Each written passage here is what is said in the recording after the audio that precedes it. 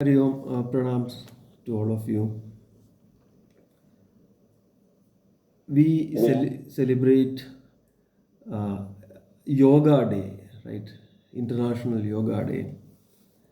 We celebrate every year during the month of June. In fact, it's 21st of June.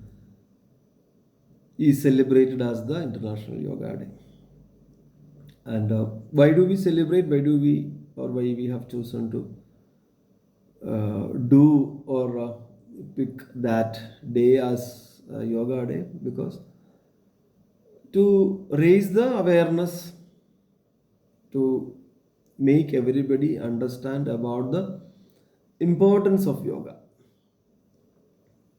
Not only that, to make everybody aware of the benefits of yoga, how those benefits will help in the overall well-being.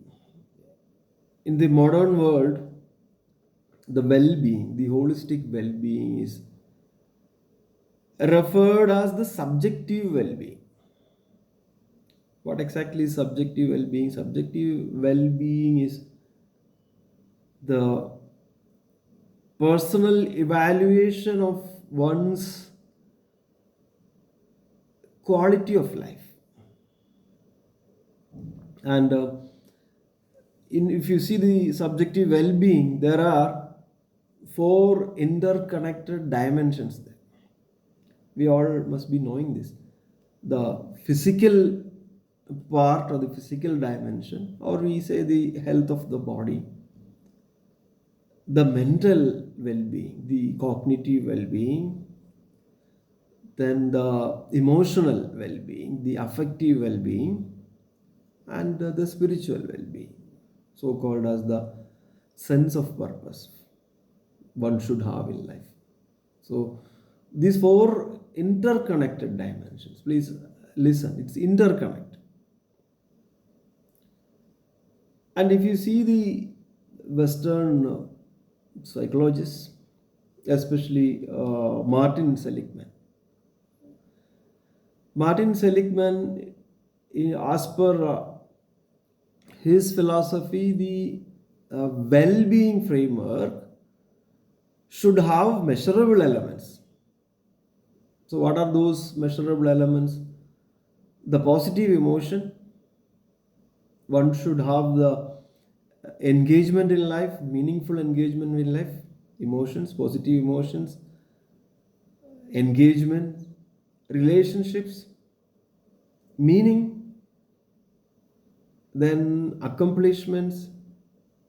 So that framework is called as a PERMA framework or a PERMA model.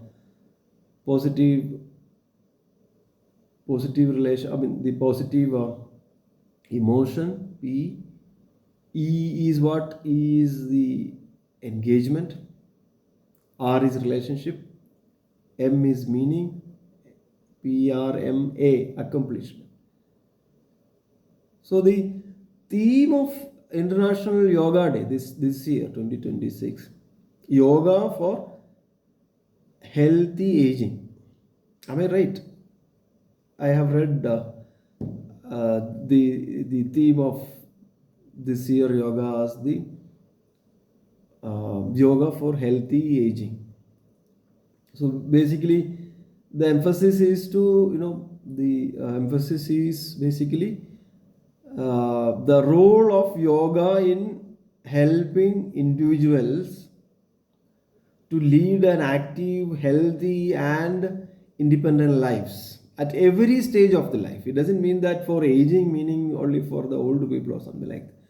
As you grow in life, how one individual can have a meaningful, active, healthy, independent way of life, irrespective of the age.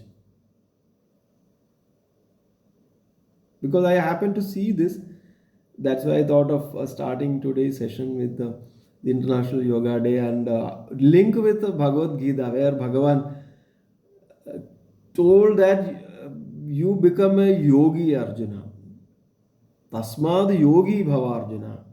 And in the beginning of the fourth chapter, Bhagavan says, Imam vivasade yogam proktavan aham avyayam vivaswan manave praha manurikshwagave abravid evam parambara praptam imam rajarshayo viduhu sakale neha mahada yogo nashta parandava. This yoga which I taught from the beginning. And Bhagavan here says in the sixth chapter, in the Jnana Yogam, towards the end, towards the 46th verse, tapasibhyediyo yogi jnanibhyopi madodiga karmibhyaschadigo yogi tasmad yogi bhavarjuna. So you become a yogi because that is the supreme stage or supreme thing that you can become. So if you see if you see tapas vibhya adhiga yogi, so yogi is considered supreme or greater than a tapasvi. Tapasvi is ascetic. Greater than a person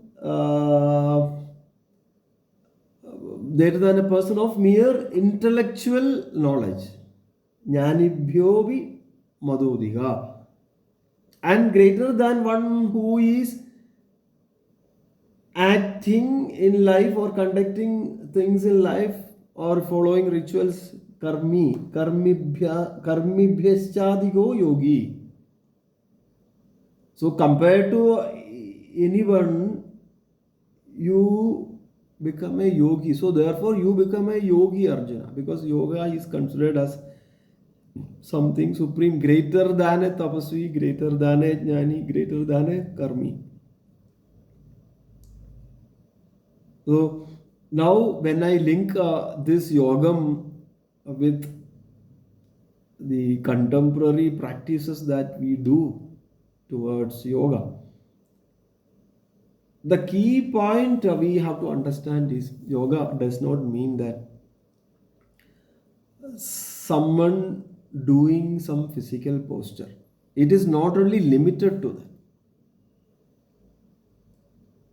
So if you see, otherwise Bhagavan Krishna would not have asked Arjuna to become a yogi, because becoming a yogi is considered supreme than any other thing. So then if you think logically, then yoga can be limited to just doing the physical exercise or physical postures? Obviously no. So the real meaning of yoga or the real meaning of a yogi is something like someone who has achieved the state of integration and equanimity. The state of equanimity and integration. Integration of what? The mind, body, spirit. Mind, body, spirit, and acting in life. And when I say integration of equanimity, I mean state of integration and equanimity, not getting affected, undisturbed by the swings of pleasure, pain, success, failure. Otherwise also, if you see the Sanskrit root of yoga comes from the yuj. Yuj is basically unite, to yoke. Meaning what? Have the harmony of these things with the core. So harmonization of the body through the physical asana, because first step is the physical health. The asanas, basically the harmonization of the body is happening there, not limiting there. Then comes the part of the mind, harmonization of the mind. How the harmonization of mind comes? First, the body has to cooperate. One should have the control of the senses. One should then make the mind to participate in that harmony. How? Through meditation, through dhyana, through getting clarity where the mind has conceived something which is not correct. Also the breath, the pranayama, because the prana serves as a bridge between the body and mind through breath, through breath control, harmonization of the body and the mind happens. But what is the real yuj or the real yoke or to unite? That is that self. The deeper aim, that is that, the self realization. So when the modern psychology stresses about the subjective well-being, one should understand that the wisdom, the integration, that is where Bhagavan mentioned what is yogam. Yogam is samatvam yoga uchyade. Samatvam yoga uchyade. What is the yogam? Yogam is basically the equanimity, the balance that one should have, because that is the foundation. Samatvam is the important or the cornerstone of the well-being of anybody. Balancing over extremes. So yoga as an ongoing state of being. That is where Bhagavan says that this got lost over a period of time. It is not something like sell and forget or just understand and then don't mind. It has to be a constant practice. It has to be an ongoing state of the being, because that is where the balance comes. That is where the non-disturbance comes. It has to be integrated properly. Integrated into what? Integrated into the all parts actually. If you see physical, emotional, I would say the social, mental. What is the substratum? Substratum is basically the spiritual core, the spiritual well-being. Physical, we all understand, right? The visible foundation of the well-being of a human being, right? That is where when it comes to the energy, physical is the measurement of energy in terms of quantity of the energy. Quantity of energy meaning the visible foundation. When we say how the body is behaving, whether we are having good food for the body to perform well, whether my diet is good, rich in essential things, including nutrients or vitamins or minerals or whatever is needed. That is visible because you can see. And again, exercising, including the asanas, including the postures, and that has to be regular physical activity. So why it is needed? Because the body needs continuous improvement on the two aspects, the cardiovascular part and the muscular system. One part is basically seeing whether the body will cooperate, that is there, but other side is basically fine tuning or strengthening, and that has to be continuous, and including the sleep. When you say exercise, eating, sleep as well, sufficient rest to allow the body to repair itself, rejuvenate, replenish.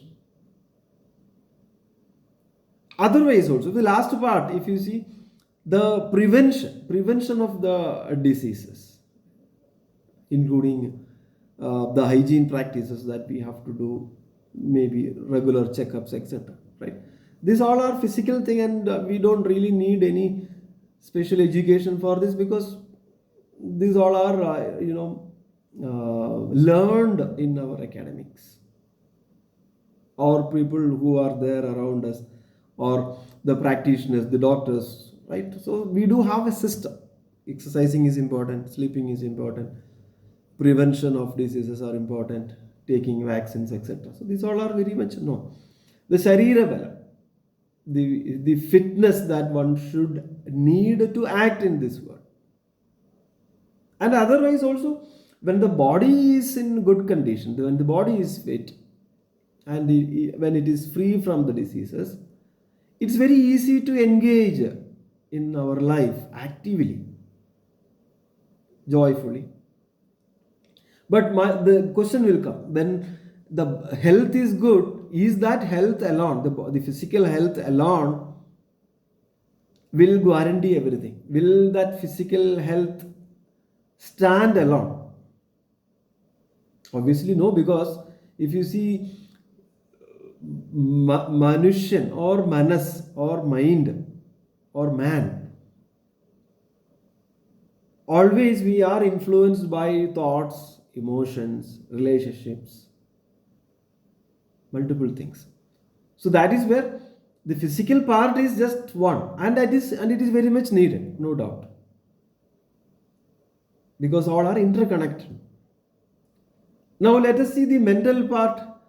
So first part is basically the quantity of energy.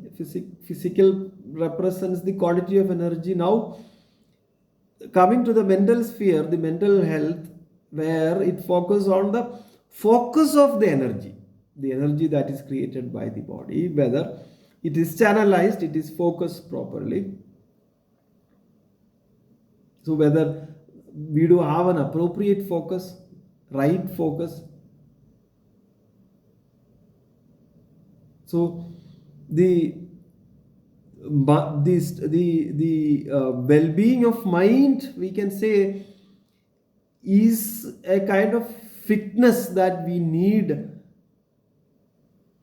while we think. One way we can say it's a buddhi bala, whether I can think clearly, continuously. Am I able to solve the problems that are coming? Am I able to stay focused irrespective of the distractions coming? Am I able to mask the distractions? Or is my mind masking the attention? So these are the questions that we have to ask. In a simpler way, Bhagavan Krishna mentioned in the second chapter the steady intellect, the sthita prajnat. The mental health is all about sthita prajnat, the balance that one should have. But when we understand the well-being, body is very important. The postures, the exercise, the eating, the rest. Then we need to understand the interlinking between the mind and body. So that is where the mind has to be clear. Mind should be able to focus, able to come out of the problems. So that is where Bhagavan mentions about this Sthita Prajnat. So first is physical, second is mental. Now comes the emotional health, the emotional fitness. The fitness that one should have while we deal with people in this world, the relationship. For maybe we can say it's a quality of our energy. So first is basically quantity, second is the focus of energy. Quantity of energy is the physical part. The quality of energy, sorry, the focus of energy in the mental part, and when it comes to the emotional part, the quality of our energy. Are we experiencing the positive emotions in our approaches? Are we able to enjoy things in life? Are we be able to challenge in the right way? Are we be able to see opportunities that are coming in our own way rather than avoiding things or perceiving things like, oh, this is a threat for me, there are some dangers, or there is a fear of survival?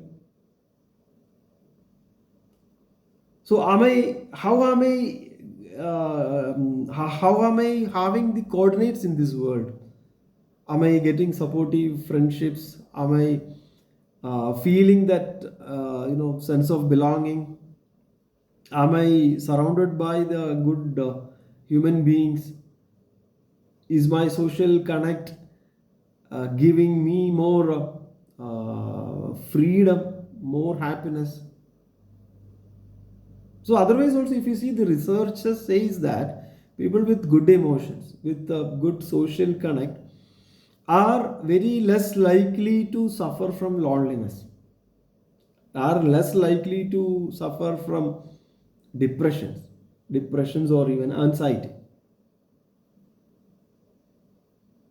Not only that, the people who are more socially active, due to their emotional health, their life expectancy and the recovery from illness are much better. I think I don't really need to give a big lecture about these things, because you all know, and there are people who are very much authoritative to talk, because I'm not a doctor, or I'm not a life coach, but we all know this.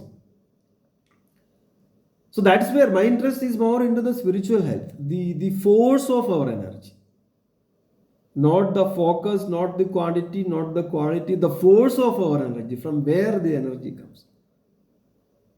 The Atma Bala, the pursuit of one's own route to a meaningful life. So that's where Bhagavad Gita says the backbone of any well-being, whether it's emotional, social, intellectual, mental, physical, the spiritual health, the spiritual well-being is very important. That is the real success. Success really happens when we are able to integrate spiritual health into everything. Otherwise, if you operate in the other well-beings only, for example, success, and again, success will become very easily stressful.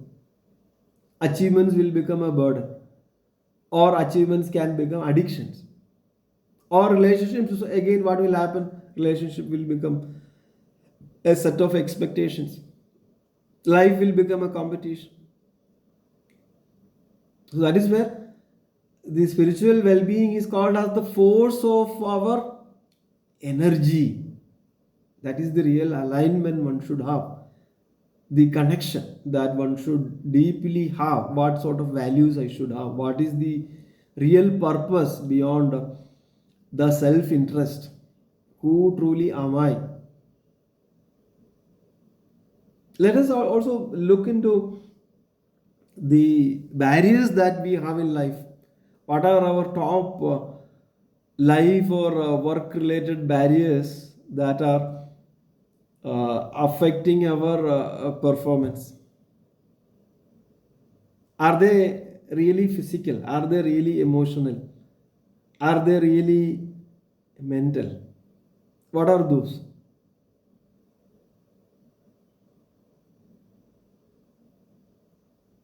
I don't think physically barriers are coming, but where are those barriers? Primarily in the emotional and mental side.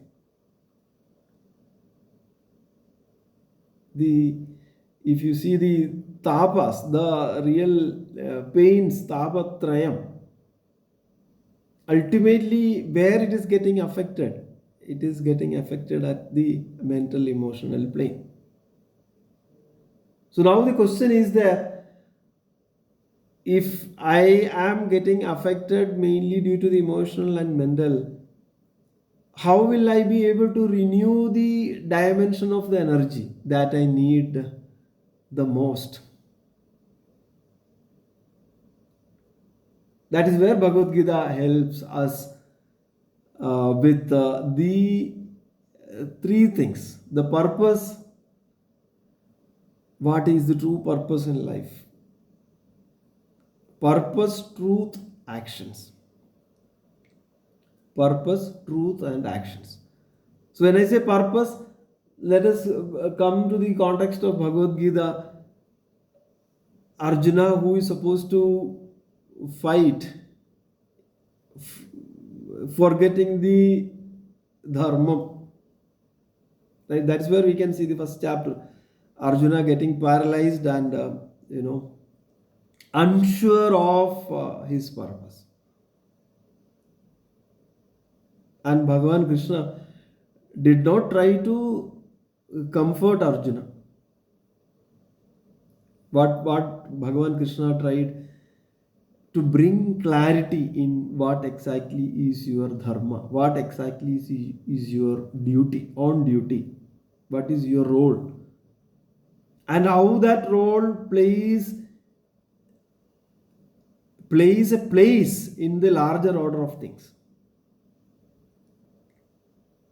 So started with the dharma, and the second chapter, if you see, straight away the true source of the life, who truly are you, and not that the highest goal in life. That is what Bhagavan hits in the second chapter.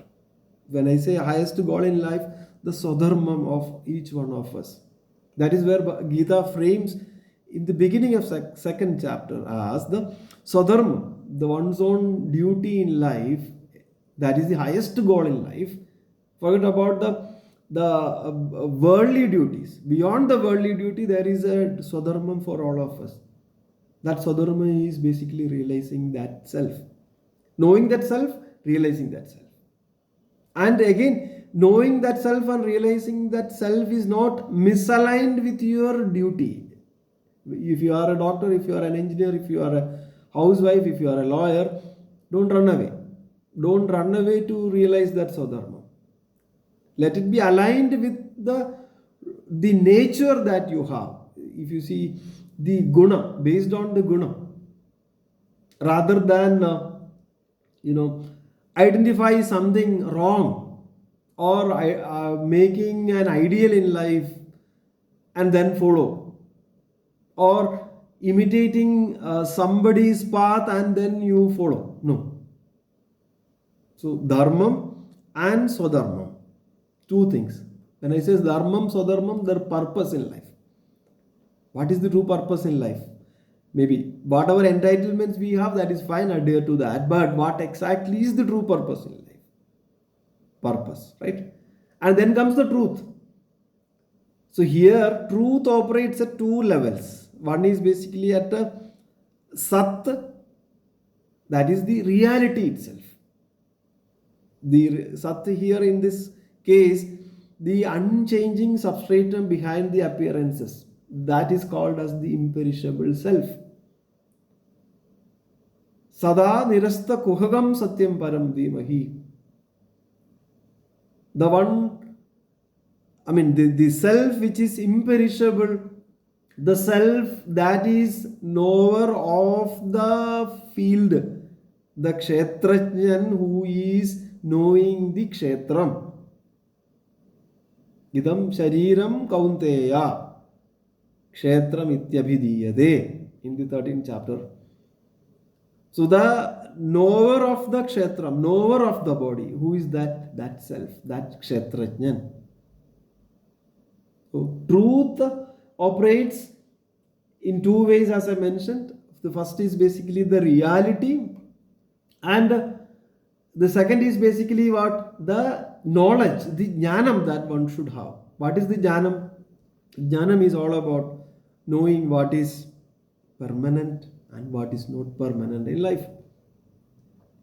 Distinguishing between the eternal self from the temporary aspects that we have in life, including the body, mind, intellect, sense, including the world that we operate, including the relationships around us. Don't neglect, but understand that they all are temporary. So this is the knowledge. So first is basically the understanding that there is a truth, and that truth is the only thing which is permanent, and distinguish that truth from others. This is the jnana. The discriminative knowledge, able to distinguish the eternal self, the Atman, From what? From the temporary things around us, including the body, mind, intellect, senses. So, truth is basically what? Seeing correctly. Truth is what? Truth is basically, truth has two dimensions as I mentioned. What are those? Sattva and the Jnana. So, using these two, one should be able to come out of the sufferings in life, including the body that will give pains in life. By this knowledge, one not getting affected in life, one not getting sufferings in life. So, purpose and truth. Purpose is clear. Purpose, dharmam, swadharmam. Truth is basically what? Truth operates at sattva and the jnanam. Truth is basically seeing things correctly, not getting affected, not misperceiving what is unreal as real, including not identifying with the body. So, when these two are clear, now do the actions. Do karma yogam, do nishkama karma, because actions are unavoidable, because you know that I have to do the dharma. There is no running away. So actions are unavoidable. And here in the fourth chapter, we have seen even inaction is a kind of an action. So now the question is, how will I act in this world? That's where Bhagavan gives a very big lecture in this chapter. Let the actions be the avenue for purification of the mind rather than binding. You do in the yajna bhavam, you do things as an offering, so that the ego will not act, and without the ego driven craving for outcome, you act in this world, so that the actions won't bind you. See, in the modern world, we all can see the issues with performance. There are a lot of performance barriers that we all are undergoing, including the social media distractions to low energy, impatience, defensiveness, negative attitude, pessimism, low stress tolerance, not able to, accommodate others' views, irritations, not having flexibility, having high anxiety. Or another simple thing is this indecisiveness, not able to take a kind of a decision on what to be done at an appropriate time. Or lack of empathy. So it is very, very important. So the lecture started with the International Yoga Day, bringing a dimension of subjective well-being, and that well-being of all of us is not just physical well-being. We can start with physical well-being because it is very much needed. That is the visible well-being one will understand, one will be able to see.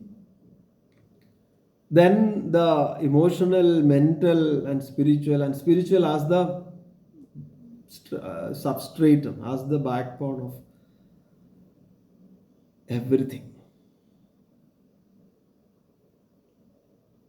Spiritual well-being as the backbone. That is where Bhagavan says that Jnanam is very important. Jnanam Paramaguhyam me yad vijnana samannidam Sarahasyam tadangam cha grahana vididam maya Yavanaham yadabhavo yadrupa gunakarmaha tadeva tattu vijnana vastude madanigrahat. In the Chadusloki Bhagavatam, we can see Adi Narayana gives the wisdom to Brahma. So here Bhagavan says, Nahi jnanena sadrisham pavitramiha vidyade tatsvayam yoga samsiddha kalena atmani vindati. So here the last few verses 38, 39, 40, 41, 42 basically concludes the fourth chapter. Talks about the spiritual well-being, and the real crux of spiritual well-being is knowing the truth, jnanam.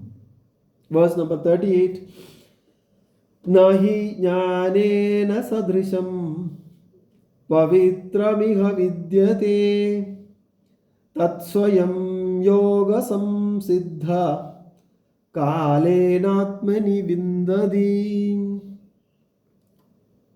Nahi jnanena sadrisham, there is nothing equivalent to knowledge. Pavitram iha vidyade. Pavitra meaning that which purifies. Like knowledge is not existing. Tad swayam yoga samsiddha. Just note the word yoga here. Tad swayam, that knowledge. Swayam, naturally, yoga samsiddha, one who has attained preparedness through the karma yogam, kalena atmani vindadi, and in the mind you gain in this time. Knowledge is what? Knowledge is the greatest purifier. All sins can be destroyed by what? Knowledge, jnanam. And what is the method here? Yogam. Maybe here you can consider yogam as karma yogam. And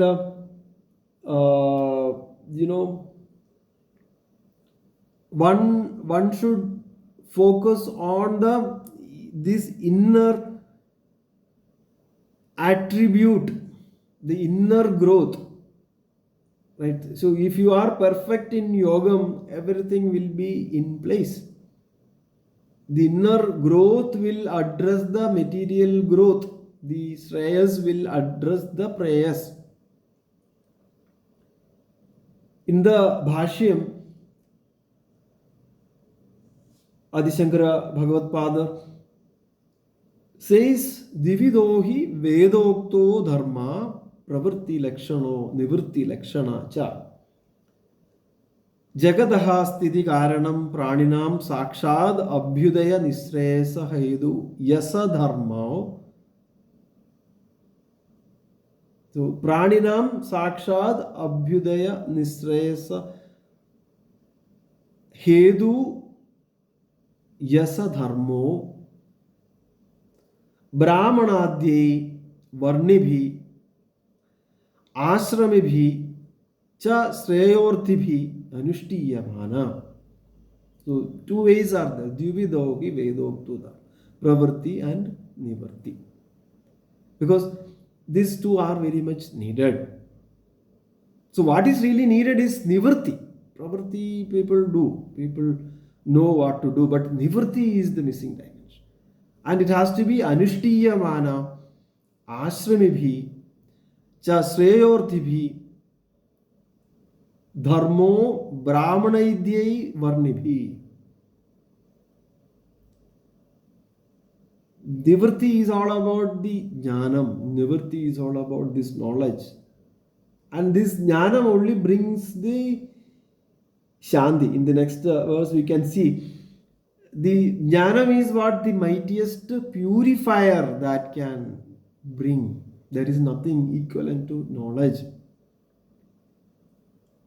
See now, all impurities of the world is superimposed into the small I called as the ego. And we are thinking that is my nature. And when we inquire, when we start inquiring about who truly am I, the ego will disappear. There is no placeholder for ego. Ego cannot survive. when we earnestly try to do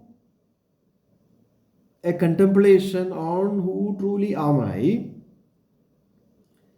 the knowledge that will arrive first is all these superimpositions are done by the small I, so called as the ego, and that small I is not real. That moment is where one will realize the true self. So from where the knowledge comes, that knowledge will not come from the body, mind, intellect, senses, or from a person. Knowledge will come when you are fully ripening the yoga. When yoga ripens fully and blossoms where within each one of us, the jnanam comes as a yoga samsiddhi. Yoga samsiddha kalenatmani vindadi. Swayam vindadi. Will attain where? Will attain by one's own self. In Srimad Bhagavata, we can see the wisdom gained by Parikshit, and Parikshit saying that Siddhosmi Anugrahidosmi Bhavada Karunatmana Sravido Yachame Sakshat Anadidano Hari. So I attained the true purpose of my life because due to you, the great and merciful soul like you has shown the mercy, has shown the kindness to me. And what is that kindness? All the narration. You have given the narration of the God, Sakshat Anadidano Hari. You have given the narration of that God who is not having any beginning or end. This is the knowledge. Now I don't have any fear to give up my body. So this is the clarity that one should have. So knower, he is that self, and that self is untouched, and I am that knower. I am that observer who is not affected by anything. Kalena, this knowledge dawns within oneself in time through what? Through sustained yoga. Very important. It is not something like that. This knowledge will take time to get attain. Not like that. Basically, the amount of sustenance one should have in the yogic practice, at the moment that we know, that I am that self. So don't get confused. It will take time. No. If we are not matured, it will take time. But for a ripe mind, that knowledge will happen instantaneously. Because this knowledge has to happen where? In the mind. Because the mind has to understand that.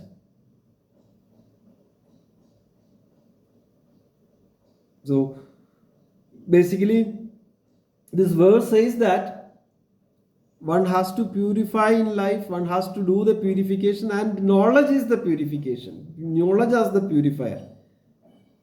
So once we have the knowledge, then our relationships with everything will change. And now, continuation. Shraddha vam labhade jnanam tatparas samyadendriya jnanam labdva param shantim achirenadi gacchadi. So, the one who has got Shraddha attains this jnanam. So Jnanam as a purifier and Shraddha is needed. The one who has got Shraddha or faith, maybe it's not a right English word, faith as a right English word, but let's try. Who is devoted to it? Who is having what? Tatpara samyatendriya. So if you see the meaning, Shraddhavan labhade jnana, one who has got faith, labhade gains knowledge. Tatpara samyatendriya, who is committed to that knowledge, who has mastered the senses. Jnanam labdva param shantim. So that person will gain through the knowledge the absolute peace. Achirena adhigachadi, immediately will gain. So one who has Shraddha, one who is devoted, one who has mastered the senses will attain this knowledge, and having attained the knowledge, one swiftly attains supreme peace. So here, Shraddha comes from tapas. It is not Shraddha is not something like a belief or an attention. It is basically the intuition that, just listen carefully, Shraddha is the intuition that one feels that sacredness or divinity within, or one feels that due to that divinity or sacredness I exist. In another way we can call it as the astikya buddhi. So this is the faith. What is that faith? One having the feeling or intuition that the divinity or sacredness exists in me, and I see that. So then the attention will turn towards that, and that itself is our own existence. So that is where three qualifications are mentioned here. Shraddhavan, who is that? The one who is trusting the openness that truth exists. And it is attainable also. Tatpara, second one. Tatpara meaning one who is wholly devoted to that single pointedness. Tatpara. And what? Third is what? Third is samyatendriya. One whose senses are mastered, not scattered outward, not chasing every stimulus. So, such will get this jnanam through Shraddha. Shraddha is what? The willingness to begin, willingness, or before the proof arrives, right? I mean, I think I can bring a closer analogy here. When we start a research, people who are researchers will understand the language that I am trying to say. Before you get into any research, there needs to have some knowledge, some minimal knowledge that will give a confidence that this hypothesis will, or the hypothesis can be proved. Am I right? There will be some one kind of a knowledge that is there within that researcher that will also give a confidence that with this hypothesis can be tested. So similarly, Shraddha is basically what? Shraddha has got that intuition that there is a divinity. So to find that divinity, there should be a willingness to begin. Before the real outcome comes, there should be a willingness to begin.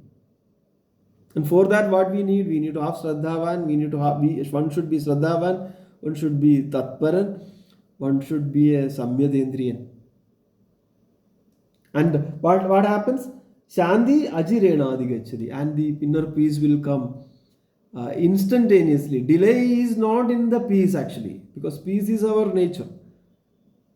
Delay is all about what? Delay is about the delay is all about gathering the faith, devotion, and getting or gaining sense mastery. That is the delay.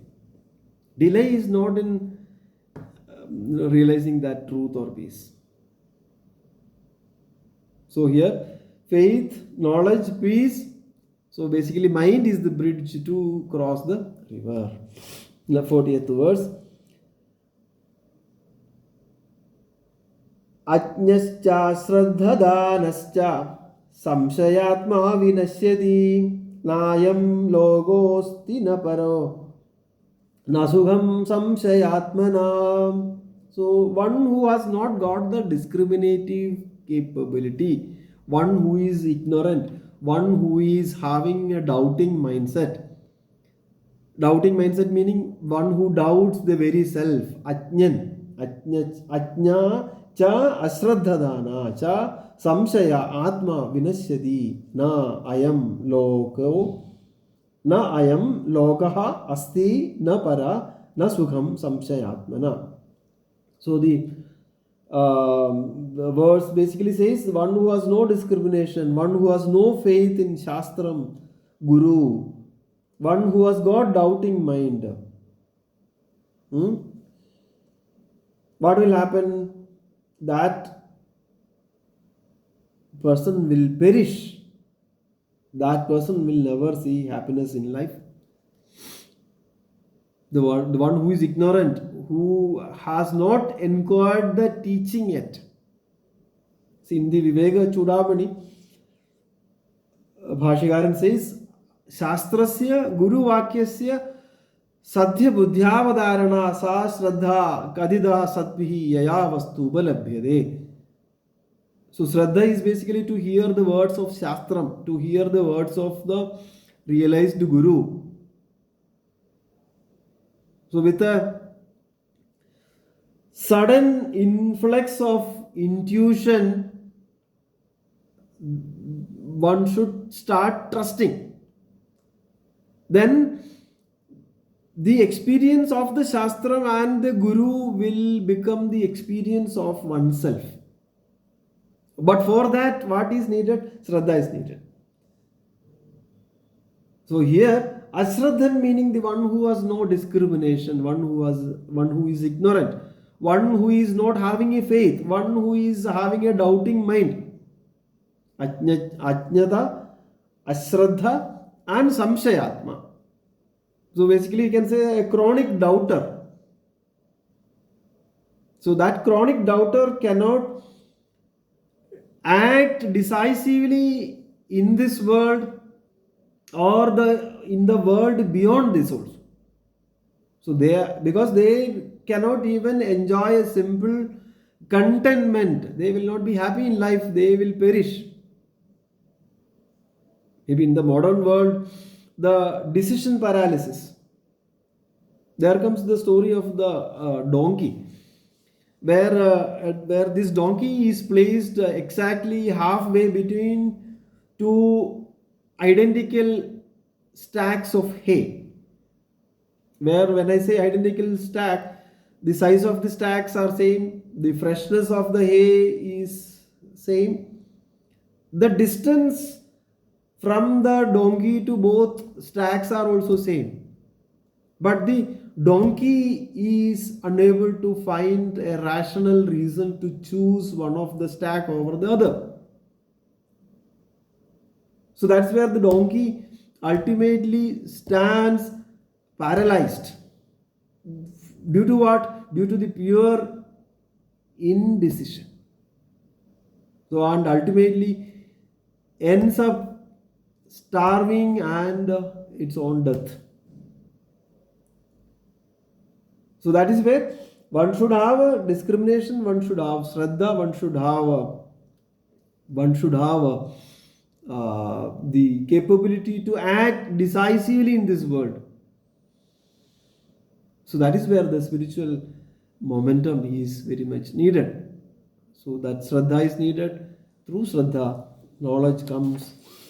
Yoga Sanyasa Karmanam Jnana Samjinna Samshayam Atma Vandam Na Karmani Nibatnandi Dhananjaya Yoga Sanyasta Karmanam. The one who has renounced actions through yoga. Jnana Samjinna Samshayam. The one whose doubts have been cleared by the knowledge. Atmavandam na karmani. Right. Nibadhananti Dhananjaya. So, what it says, the one who has these three qualities. What are those qualities? Yoga Sanyasta Karmanam.